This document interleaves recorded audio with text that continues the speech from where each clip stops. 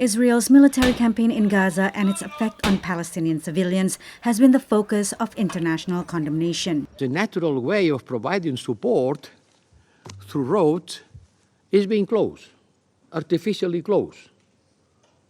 And starvation is being used as a war arm.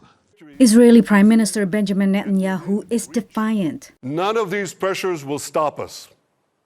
Israel's very future, its very survival is at stake.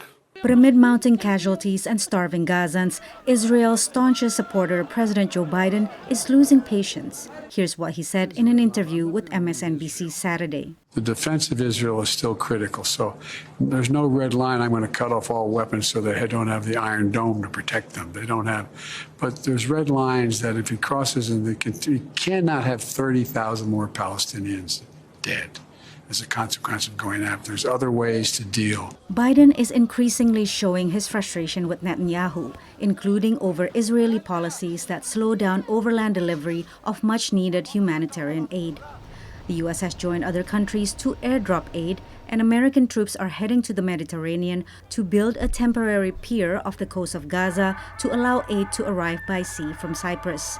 Washington continues to support Israel with military aid, but if Netanyahu goes against U.S. urging and invades Rafah, where more than 1 million Palestinians are sheltering, would Biden withhold sending American weapons to Israel? We are working through it, and I'm not going to stand at this podium and entertain hypotheticals on it.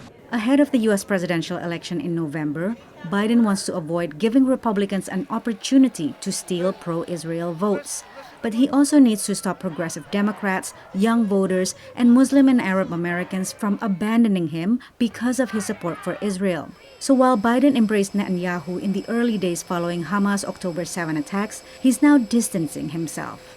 So he's kind of performing a political amputation of Bibi. Biden's actions appear to be driven by both domestic politics and foreign policy goals.